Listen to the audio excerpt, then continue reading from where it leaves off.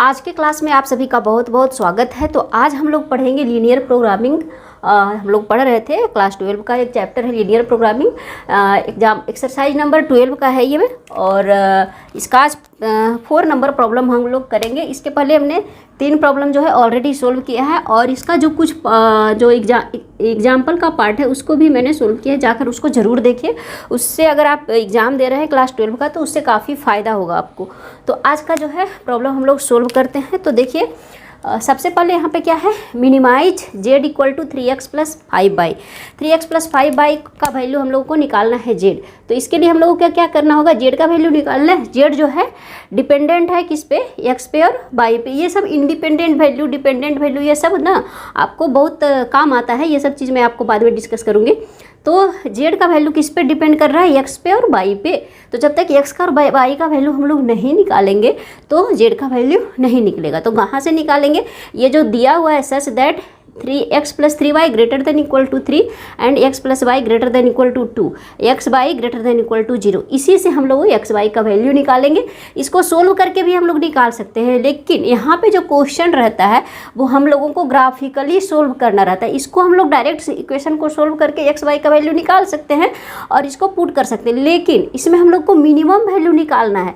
इसमें x Y का बहुत सारा वैल्यू आएगा, तो इसको हम लोग ग्राफिकली ही इस प्रॉब्लम को सोल्व करना होता है। लीनियर प्रोग्रामिंग के प्रॉब्लम को ऐसे आप सोल्व करेंगे तो हो सकता है जो कॉपी जांचने वाले हों खुश होकर 1-2 नंबर दे दें, लेकिन आपको फुल मार्क्स इसमें नहीं मिलेगा अगर आप आंसर मिला भी देंगे तो भी। तो सबसे पहले आपका फर्स्ट जो होता है इंटेंशन यहाँ पे होना चाहिए, फर्स्ट क्राइटेरिया जो होना चाहिए वो होना चाहिए हम लोगों को ग्राफ बनाना है। तो कैसे बनाना है चलिए सीखते हैं। तो सबसे पहले हम लोग इसको इक्वेशन नंबर 1 मानते हैं, इसको 2 मानते हैं, इसको 3 मानते हैं, इसको 4 मानते हैं। ग्राफ बनाने के लिए यहाँ पे 2D प्लेन है, तो सबसे पहले हम लोग 2D प्लेन बनाते हैं यहाँ पे।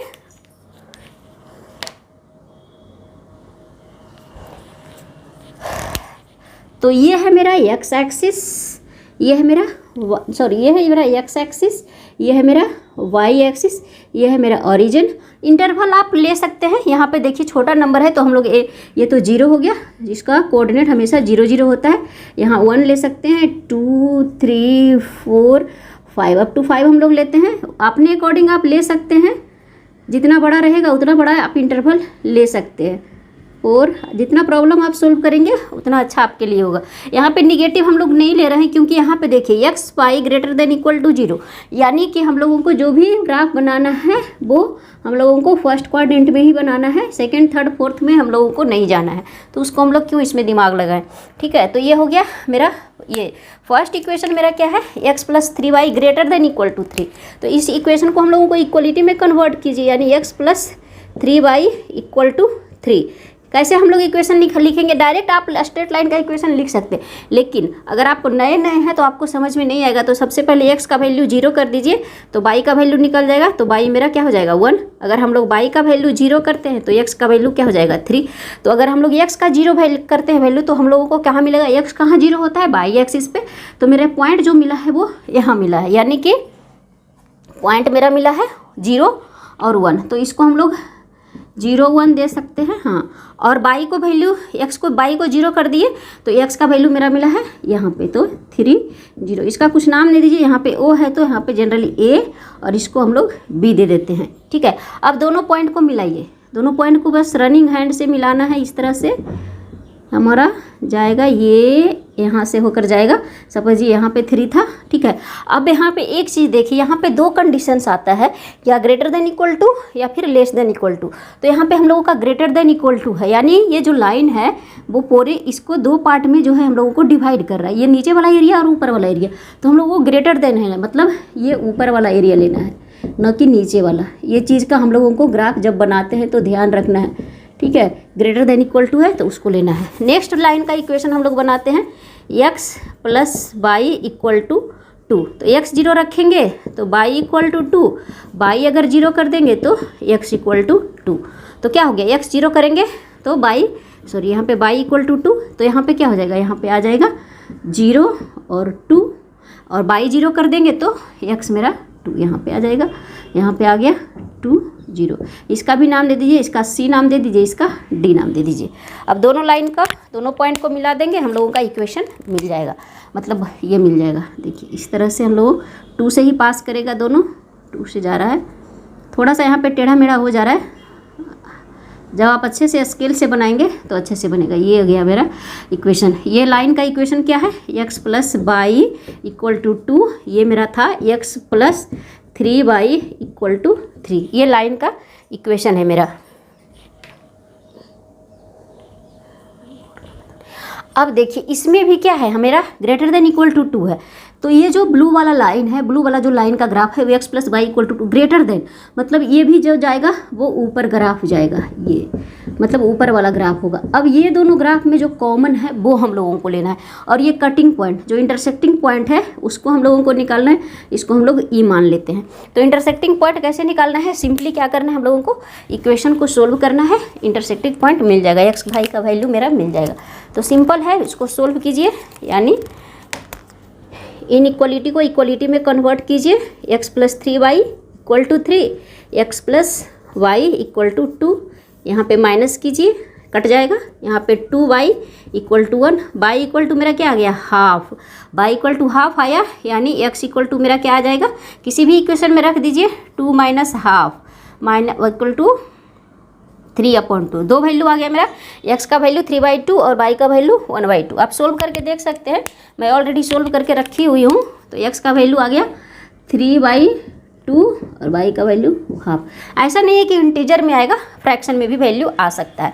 अब देखिए इस ग्राफ को ध्यान से देखिए, जो कॉमन एरिया, अब हम लोगों को बाउंडेड रीजन सबसे पहले इसमें ढूंढना है। मैं ऑलरेडी इसमें बहुत सारा प्रॉब्लम सोल्व कर चुकी हूँ, एक एक पॉइंट आपको याद हो गया कि क्या क्या इसमें सबसे पहले जानना चाहिए होता है।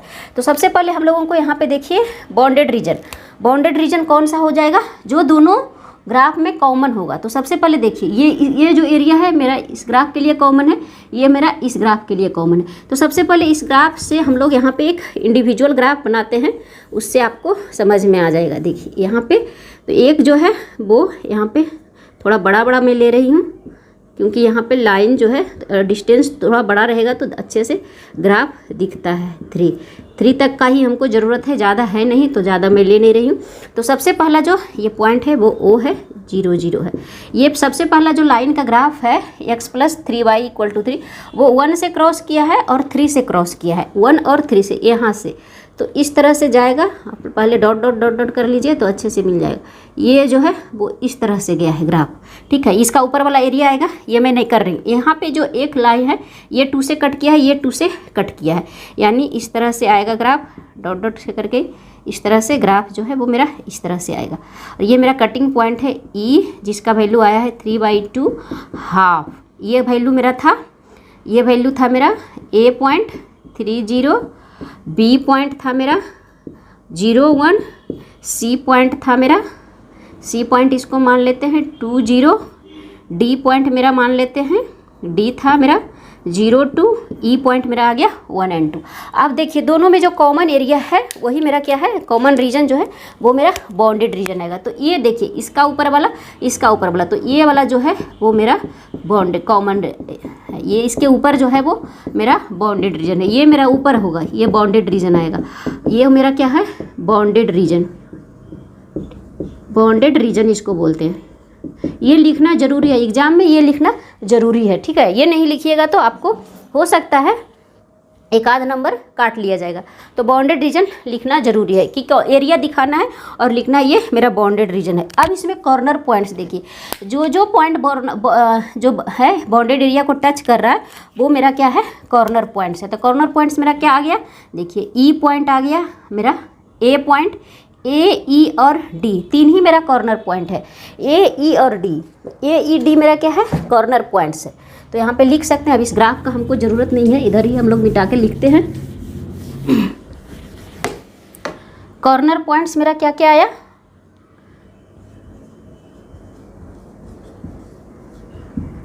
कॉर्नर पॉइंट्स मेरा आ गया कौन कौन सा, कॉर्नर पॉइंट्स आ गया A यानी 30, E पॉइंट्स मेरा कॉर्नर पॉइंट्स है 3/2 हाफ, एंड एक पॉइंट्स है मेरा 0 2। तो ये मेरे क्या हो गया, कॉर्नर पॉइंट्स हो गए। अब इस कॉर्नर पॉइंट्स का हम लोग करस्पॉन्डिंग वैल्यू निकालेंगे।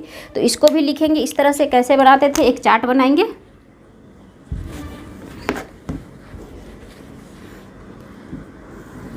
इस तरह से एक हम लोग चार्ट बनाएंगे। इधर हम लोग लिखेंगे कॉर्नर पॉइंट्स और इधर लिखेंगे करस्पॉन्डिंग वैल्यू ऑफ जेड। मैं शॉर्टकट में लिख रही हूँ, लॉन्ग कट में देख लीजिएगा। यहाँ पे सबसे पहला जो पॉइंट है मेरा वो क्या है, 0 2 है, 0 3 3 0 लिख सकते हैं। यहाँ पे 3 0 पे वैल्यू कितना आएगा, ये जेड का वैल्यू। जेड कैसे निकालेंगे, Z equal to 3x + 5y। तो अगर हम लोग ये पॉइंट रखेंगे x इक्वल टू 3 तो मेरा क्या हो जाएगा 9। तो जेड इक्वल टू मेरा क्या आ जाएगा 9, जेड इक्वल टू 9। दूसरा पॉइंट है मेरा 3/2 और 1/2। उस पर भी वैल्यू रख के देखेंगे।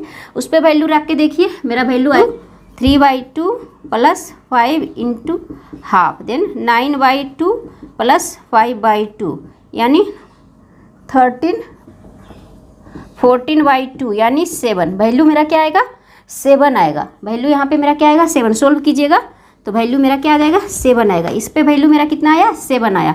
तीसरा जो पॉइंट है मेरा 0 और 2, 0 2 पे वैल्यू कितना आएगा, x हमारा 0 कर देते हैं तो y + 5 2 × 5 यानी कि 10, z इक्वल टू 10। तो यहाँ पे हो गया 10। 3 वैल्यू आ गया मेरा क्या क्या, 9 7 और 10। तो मिनिमम वैल्यू मेरा क्या है, मिनिमम जो वैल्यू है हम लोगों को मिनिमाइज वैल्यू निकालना है। मैक्सिमम वैल्यू निकालना रह सकता है या फिर मिनिमम वैल्यू। तो मिनिमम वैल्यू मेरा क्या है, निकालना है तो मिनिमम वैल्यू मेरा क्या है 7। मैक्सिमम रहता तो मेरा 10 होता। तो यहाँ पे बस ये आंसर क्या लिखेंगे, minimum value of Z is, minimum value of Z is 7 at the corner point 3/2 and 1/2। This is the answer. ये मेरा क्या है आंसर। तो इस तरह से हम लोगों को एलपी के प्रॉब्लम को सोल्व करना है। तो फ्रेंड्स आशा करते हैं कि आपको ये प्रॉब्लम समझ में आया होगा। मैं थोड़ा आज फास्ट में बताई हूँ। ये 4 नंबर प्रॉब्लम है और इसके पहले बहुत सारा प्रॉब्लम सोल्व किया है हमने, इसलिए आज मैं थोड़ा फास्ट में बताई हूँ। तो आज के वीडियो में बस इतना ही। वीडियो अच्छा लगा हो तो लाइक करें, शेयर करें और चैनल को